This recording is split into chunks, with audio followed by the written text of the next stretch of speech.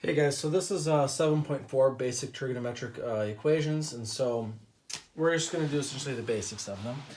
So if let's say I've got this, sine of theta is equal to 1/2. Usually what you would do before, we would just go on your calculator and just do like inverse sine, and then you can tell me what the degree value is. But we're going to actually figure out what are the answers between 0 and 2 pi, right? So if you think of the unit circle, right, 0 and 2 pi, they're the same spot, right? So 0, 2 pi, making one whole unit circle. So essentially it's asking, where is the y-coordinate 1/2 in this whole circle? And so you got to think, okay, well, sine 1/2, it's going to be right there and right there, right? The y-coordinate, right? So something 1/2, and again, something 1/2. So the y-coordinate, right? So you got to think, where is the y-coordinate 1/2? And the answer essentially is, what is the radian measure? So it's pi over 6 for the first one, right? And the other one is going to be right here, which is 5 pi over 6. So you have two answers, pi over 6 and 5 pi over 6. So you look here, look what that number is, and then figure, okay, sine, so that means y-coordinate, so you look and see where's the y-coordinate on your unit circle 1/2, and then you go from there. So that's how we do essentially that kind of one. So let's do another one like that.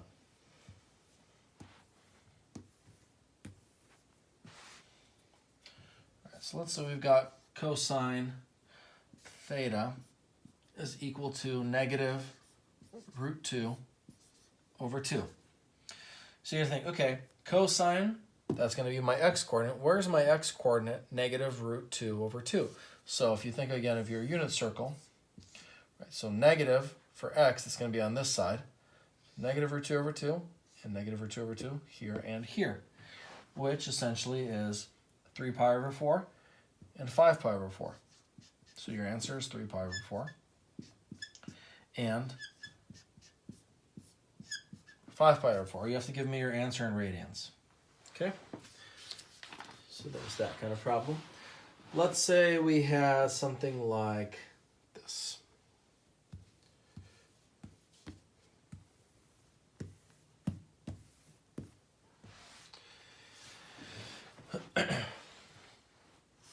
All right, so we need to see, let's do this one. So let's do this. So 2 sine theta minus 1 is equal to 0.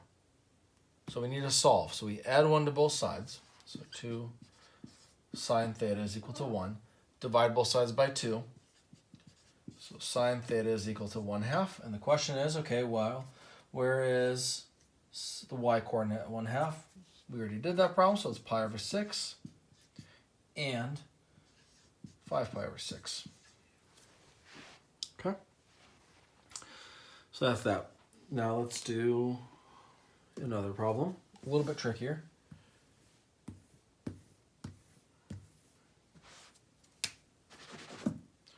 Let's say we've got tangent squared theta minus 3 equals 0.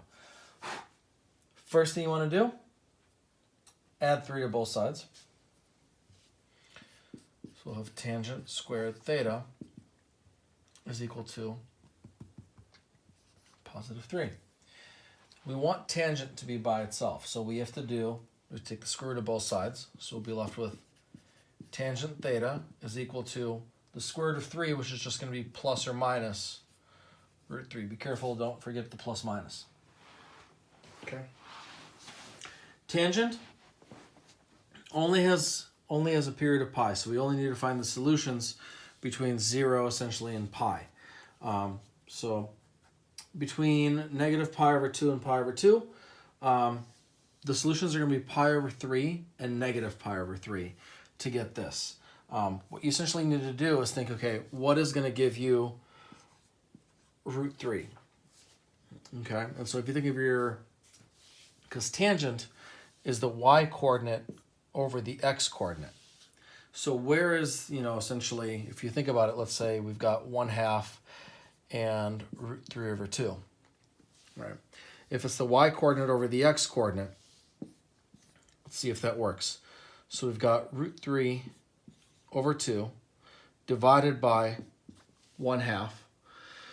And then in order to actually do this, we have to multiply by the reciprocal. So we're going to multiply this by 2 over 1. That goes away. So the answer is root 3. If we were going to do it the other way, we would have negative. And so that's how we get, if you think about where that's at pi over 3. Okay. If you're going to go the other way, going down, that's going to be at negative pi over 3. So you essentially just do the opposite sign because it's plus or minus root 3. So it's going to be pi over 3 and negative pi over 3. Okay, so that was a little bit tricky because you got to figure out, okay, what coordinate when I divide the y by the x is going to give me root 3. Okay, so that's how you do those kind of problems. After this kind of like really quick lesson, there's going to be a small little 4-problem sheet on Canvas for you where you'll just essentially just solve 4 problems, email it to me, and then the following day I will put a little answer key for them. All right, guys, have a great day.